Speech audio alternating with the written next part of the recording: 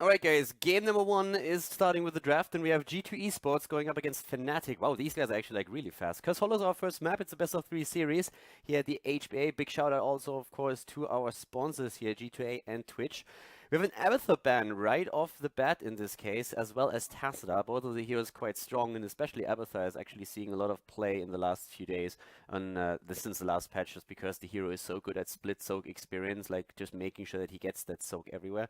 We have also now, with the Tacita ban, one of the heroes taken out that combos extremely well with melee assassins and also with Sonya, who is actually a first pick for Fnatic. I mean, Fnatic has been playing in a few tournaments now where they really focused Sonya. Quacknix is an exceptionally good Sonya player, and that's what they've been trying to do throughout the entire time. In this case right now, Sonya is actually taken first, with Kalthas and Tyrande picked on the side of G2 Esports.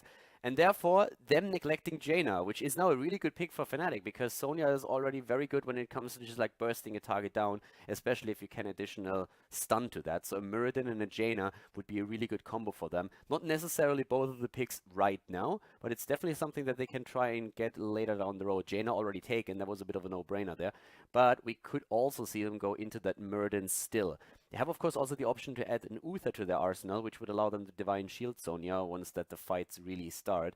There's a couple of options that they definitely have, but at this point, it's going to be interesting to see how exactly they're going to deal with all of this, because, to be absolutely honest with you, I think Fnatic is going to try and add the same lineup or the same roster in the sense of, like, the way they play that they did in the last few games that we observed from them, trying to just burst targets down really fast, having their good rotations on the map, and trying to get these early snipes. So that's actually one of the things that I would expect here from them. And there's a few heroes that would really cater towards that. Muradin being one of them, and Uther for the Divine Shield is another good choice. Or they could go, there's the Uther. They could have gone into a bit of different damage now as well, but Uther is already a very good move here. And I suppose the G2 Esports is either going to go ahead and try and ban out Muradin, or they're going to pick him up themselves, because it would be a very, very solid pick for them to go for Muradin in such a case right now. Not only because they run a Tyrande and can then like just combo the stuns off, but also because in this case they would take Muradin away from the opponent's team. Then again, Fnatic has been playing a lot with Johanna at the front line if they were kind of forced into that. We have seen them with an ETC as well. So there's definitely quite a few things that they could try and do. G2 Esports at this point, there's the ban on Johanna immediately, so G2 Esports knows that as well, and them not banning Muradin means that they are most likely going to take him if Fnatic doesn't stop them right now with a ban on Muradin, because that's definitely something that they could try and do, since there is a Tyrande on the field. You are eliminating as much of the stun as you possibly can. There's of course a few other heroes that also combo quite well with Tyrande, and one of them would in this case then be, well, I guess they could just simply try and go straight into something like an Arthur's as well, combo that off, but there's a few other options that they have here. Just in general, I have to say that the lineup or the setup that we're seeing for Fnatic is already very strong. So that's definitely something to be considered there. Yeah, let's actually see how exactly Fnatic is going to play that here. I suppose I would probably ban out Muradin. I mean, you can ban out damage, you can ban out... They ban Sylvanas, which is a hero that G2 Esports has used frequently lately, so it's not too bad either.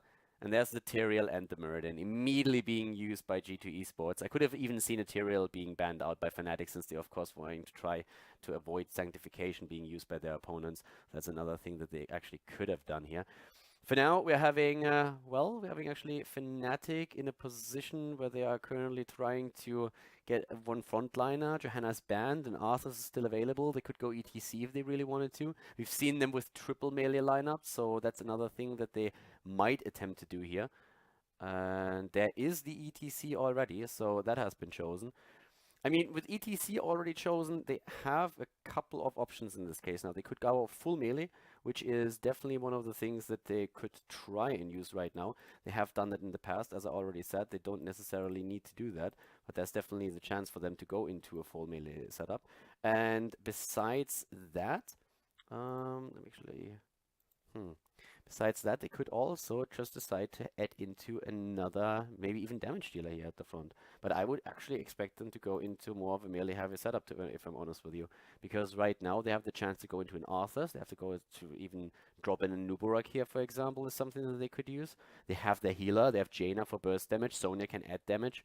or they just simply add another range damage dealer, and then Reyna and Falstad are the ones that really come to mind. Vala is an option as well. They decide to go into Falstad, and they've been playing quite a bit with different builds here for Falstad in general, trying to just use also mobility, something that we, for example, have seen just lately with a big focus on that, on the barrel roll talents. G2 Esports, they could run a Tyrande solo here. They could also add another support if they wanted to. There is going to be quite a lot of burst on the side of Fnatic. Personally, I would probably think about a Charism at this point. You can play Tyrande with a bit more of a focus on damage and then play a Charism.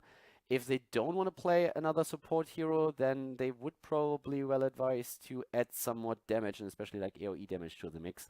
But considering how much burst damage Fnatic has and how heavily they are relying on also like their stuns and control skills, I think a Charism would be pretty good, especially then later on also with the potential Soothing Breeze as the level 16 talent. So that's definitely something that they could try and use here. But I guess we have to wait for that. It's actually a really tricky pick, and they're already running down that time pool too. So at this point, they're looking at 10 seconds. It's only the first map out of potential 3, so that is going to be something that they have to take really care of. But, well, there's the Leoric, a triple warrior lineup. Also a hero that can keep himself alive quite a lot. So yeah, I actually guess that it's not too bad against what we're seeing here. He can go into the back line quite easily, but well, let's see how exactly they're going to run with this. This is a very solid lineup. It's something that they can definitely use here.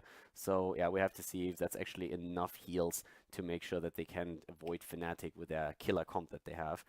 But as I said, it's going to be a bit difficult. I really think that it's going to be a very difficult thing for them to keep all of their heroes alive, because this is just such an aggressive setup that we're currently seeing for them.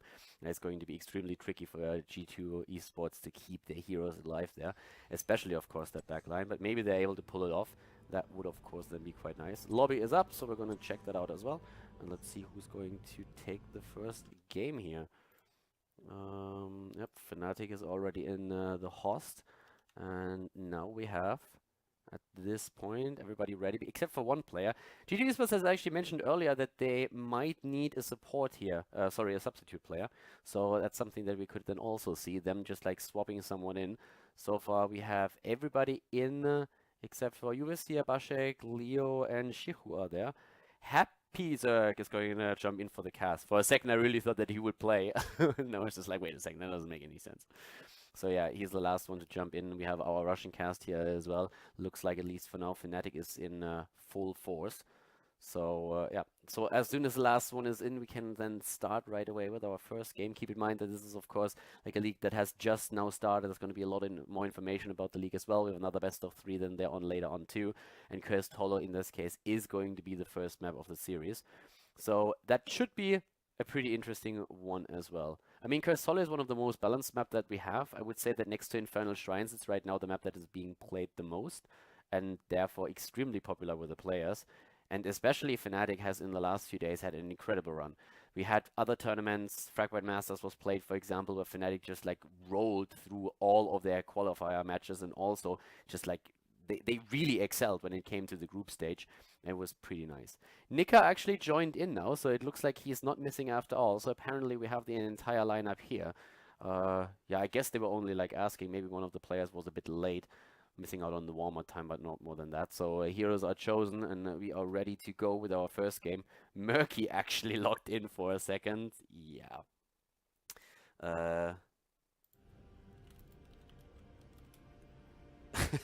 That would have been fun. Apparently they were practicing or like trolling around with Murky a bit earlier. So yeah, let's see. We have...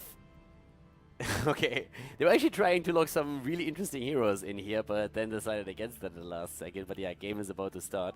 I'm actually like double checking if I'm busy. Yes, I am. And the countdown has already started, as you can tell. We're going to go and jump into that first match here, which is going to be a fun one. I mean, this is the first day that we have here at the HBA, at the Heroes Battle Arena, so you really need to try and start things off with a bang. And G2 Esports versus Fnatic now should be a really interesting match. This is the regame. Last time they actually faced each other, it was a 2-1. But right now we have a pretty incredible setup here for Fnatic again. G2 Esports should be pretty familiar with the style that their opponents have been playing here. I mean, we've seen insane games between these two teams, and they are, of course, both extremely strong. G2 Esports is one of the teams that has like the most stable lineup and also like had for a long time. And it's something that they are, of course, going to try and showcase here once again. But well, let's jump into the game, I suppose. We're finishing the loading screen and then we're going to be ready for our first match of the day at the HBA. So I hope you guys are excited for this. Here we go. Prepare yourself for battle, heroes.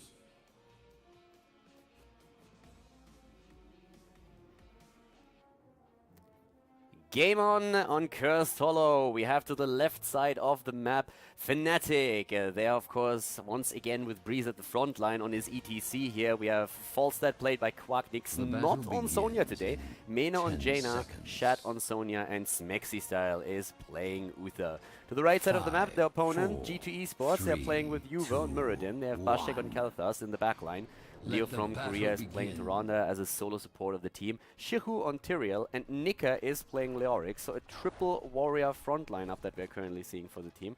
And we have everybody just like splitting on the lanes. There's no big move into the mid lane with like 3 heroes. When we're looking at the level 1 talents here, we are currently seeing nothing really too much out of the ordinary. There's a few alterations that they have made, but nothing too special. First of all, we have Proc Rock in this case, which is of course pretty nice to give your team a bit of extra sustain. And we're also seeing now War Paint on Sonya. Oftentimes a talent that you will see, especially when Tassadar is part of the team, but in this case now they are just like trying to make sure that they get a bit of the damage in. So yeah, we have everybody else starting to move in now too. Juve is in position and the rotation of G2 Esports is already happening here. But Mena and Breeze are still here and they're trying to go for Kelthas, and they get the kill against Bashek. A lot of patience there. Really well done. I actually like that. Like, they waited so long down here, and it was a moment when G2 Esports really thought, okay, we are safe. But there's nothing that can really happen to us. But in this case, they were able to get the first kill. Fnatic is just so aggressive these days. It's really awesome to see that. Like, the aggression that we're seeing from this team is absolutely incredible, and they're showcasing that once again. So up to the top, we currently are seeing Nika nearly dying. Oh my god, like that shouldn't have happened. Quacknix, of course, is eating a lot of damage here too, and Nika is going to be back in just a few seconds, but still, that's a bit of a problem here, at least in the long run. I guess this early doesn't really matter too much to Leo, sorry, to Nika, since he's going to be back on lane in just a second, but still. We have now the, Falstad is going to be flying back onto lane, and in the mid lane, we have a bit of a fight happening here too. Shat, Breeze, and Mena are starting to move in, and potentially, well, no kill against Breeze here. We were trying to focus ETC down, but that didn't really work for them. So with the setup that we're currently seeing for the two teams, it's once again going to be this very aggressive sniper start that we see for Fnatic using Sonya and Jaina. They're doing exactly that already, trying to go for Juve here, but the Dwarf is still alive. It's Shat that has to worry about dying, and he moves back. The Whirlwind, of course, saving him here now as well. And at this point, we're seeing at the bot lane the battle between Bashek and Smexy Style. Tyrande is not going for a support versus support battle, because instead we are currently seeing, like in the mid lane, just simply her trying to apply an additional stun. That's something that they could try and use there. Breeze is already just like roaming around with Jaina in the mid lane here, waiting if he can maybe get a position for a good power slide and then allow Jaina to get a kill together with Sonya. So far that hasn't really happened. But we have at this point also another tribute in there. And this is like the first tribute. Teams are already starting to fight for this. And, well, let's see at this point. Oh, there we have Smexy Style in a bit of trouble. Juve, Breeze, everybody's just moving around again. Shiku is there, jumps away with the Druid's Might. Tyrael has to be careful, was trying to zone. That didn't work too well. Level 4 talents are now also in play. And in this case, we're having for Falstad Vampiric Assault. So he actually goes for Sustain talents, which is an interesting touch, especially since, of course, Tyrande is the solo. Well, actually, the whole solo isn't for the opponent's team. In their case, they have enough skill to deal with that. They have Uther, and the kill against Muradin, nearly also against Shiku and Nika, puts them into a very good spot. Tyrael is dead, and Fnatic has 4 kills against 0. 4 kills against none. Really well done here. can of course also like double check what's going on up to the top, where we're currently seeing Quacknix in position against Nika. He's gonna try and take down Leoric once again, and Tyrande even dying. Wow, that shouldn't have happened. So Tyrande is now also down, was eliminated here, and we have everybody else in the mid lane just trying to converge here to attempt and maybe get another kill. But experience is of course key at this point. You really want to make sure that you're in a position where you can just like get the level advantage, and with level 7 versus level 6 there's also the extra talent that Fnatic is currently claiming. We have on level 7 now the Just Keep Rocking, which of course helps even more. On level 13 it's most likely going to be groupies to even add on to that heal that we're going to see from them. Secret weapon, the talent for Quacknix on his carry pigeon here up at the top lane. And we are also seeing right now, oh wow, they are. This is just like the trick that Fnatic, or not the trick, but like the style that Fnatic is using. They always lay these traps on the map, and once you move out, you're immediately caught. Fnatic got the first tribute too, and right now they're just like moving around. We have, well, of course, G2 Esports trying to get a position here. They are trying to play that same style now, but Fnatic is waiting for a long time till they have everybody together. Breeze is moving in, eats a stun, but they can try and turn this around. Look at Tyrael just exploding. He's gone after a second. He has no chance of survival there, and it's another tribute for Fnatic. Exceptionally well done. Really, really well done here. One of the things, of course, that we are going to see very soon are level 10 abilities, and that is going to change the entire balance between the two teams a lot. But we have still Fnatic with a nice lead. It's not only the experience, it's that sooner level 10 talent that they can use to get a better position on the map. Map control, of course, is everything here. And one of these big points that we have it's just that the next tribute would already curse G2 Esports. Now, the early curses in the game are normally not that big of a deal. Well, we should probably like, I should talk about that a bit more. The first curse usually doesn't really do too much because your heroes are not really all that strong that they can simply burst down like structures or like easily take down the boss, as it's the part later on. Later on the curse can be way more significant since the keeps are also going to be attacked. But it is a big deal when it comes to experience and when it comes to trying to just stay ahead of your opponent. If you can only drop the walls of each fort, that already gives you a significant amount of experience that you will be able to use to hit earlier talents than your opponent. And with them being 1.5 levels ahead already, and the curse now spawning, this is a really big problem for them right now. So it's going to be quite interesting to see how G2 Esports is going to deal with this. I suppose that they are just like going to let this go, accepting the curse, since I don't really see them delaying this for long enough until they hit level 10 themselves. I don't really think this is going to happen. So right now we have already, the curse on them, and this is the position that Fnatic of course was hoping for. They have the Mighty Gust, we see a mosh pit here for them. Leoric actually at the top lane dying again. Nika now dead for the 3rd time I think, and Shad has taken them out pretty much solo here. Wrath of the Berserker, you have the level 10s now also ready for G2 Esports. Shadowstalk, and especially that Sanctification is of course going to help. They're trying to kill the bird, but the Mighty Gust has been used, and Quacknix is not even eating damage from Shiku. Shiku, of course, not jumping after the Rune Smite, like he's not going to jump on the sword here. But we have a 2-level lead for Fnatic. These guys are scary. I'm not gonna lie to you boys, this is a very, very scary team. When we saw them at the beginning of the Fragpite Masters qualifier, they were playing solid, but they were not as dominant as they are currently. And it's kind of insane to see how strong this team can be. The big question is, of course, can they maintain that? Can they really play on this level for a long time? That's going to be the most important question. But right now, they are really on a roll. I mean, these guys have built up some momentum over the last few days, and it shows. Level 13 now versus level 11, a 2-level lead, a talent lead as well. Groupies, Giant Killer chosen. We have also, of course, now a few defensive talents, especially when it comes to Jaina with the Frost Armor. I don't even know if he really had to go for it, because he's so safe right now with not only ETC but also Sonya healing for him. It's just great to see that. In the mid lane we have Smexy Style and Breeze in position now. We are seeing them pushing back the opponent's team as much as they can. It's really a tricky spot here for G2 Esports, since they are once again like far behind their opponent. We see up to the down to the bottom lane, Quacknix keeping the experience here for them as well.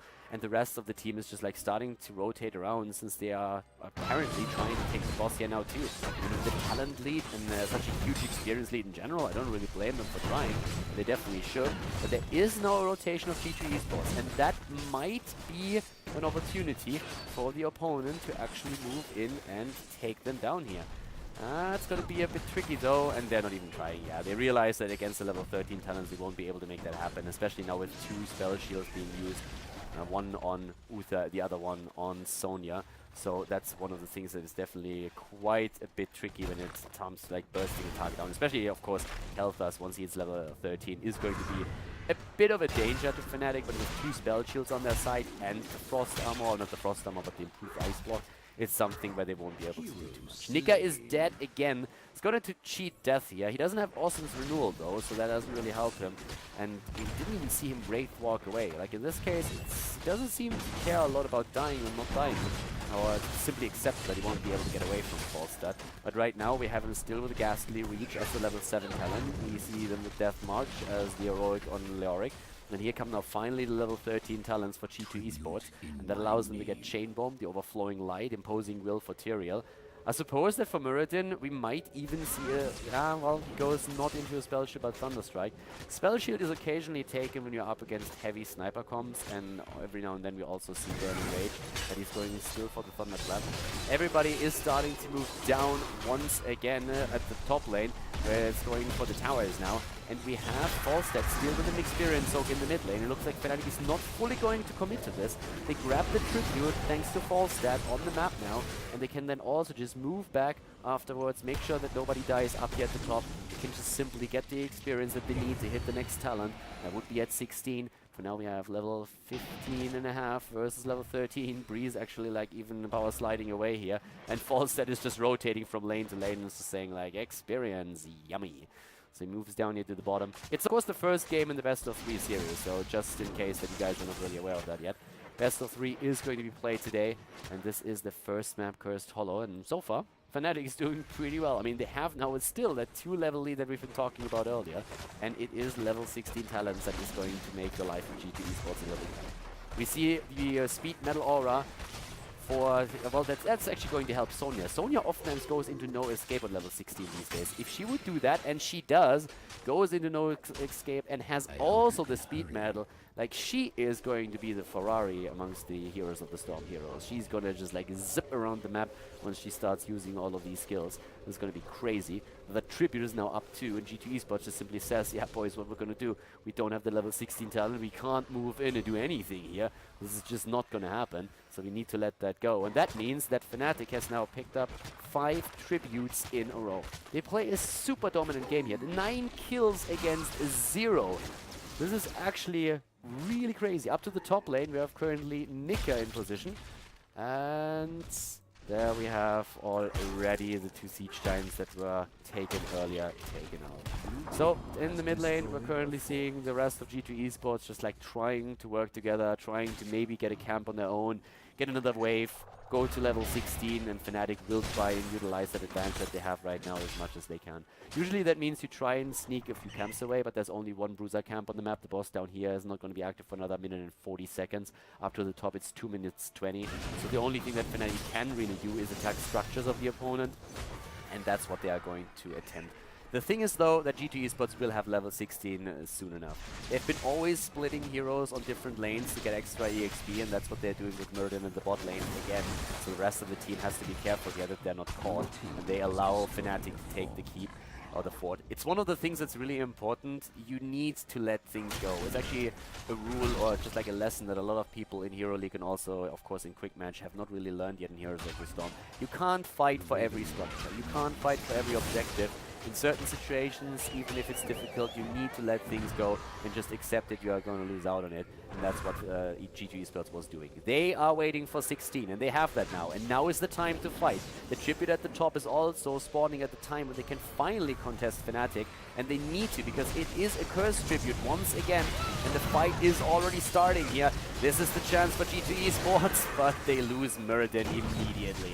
The fight hasn't even really started yet, and that's the 10th kill for Fnatic. They take down Muradin. Leoric tries to keep himself alive with the March of the Black King, but Nika is already very low. So is up here Leo from Korea.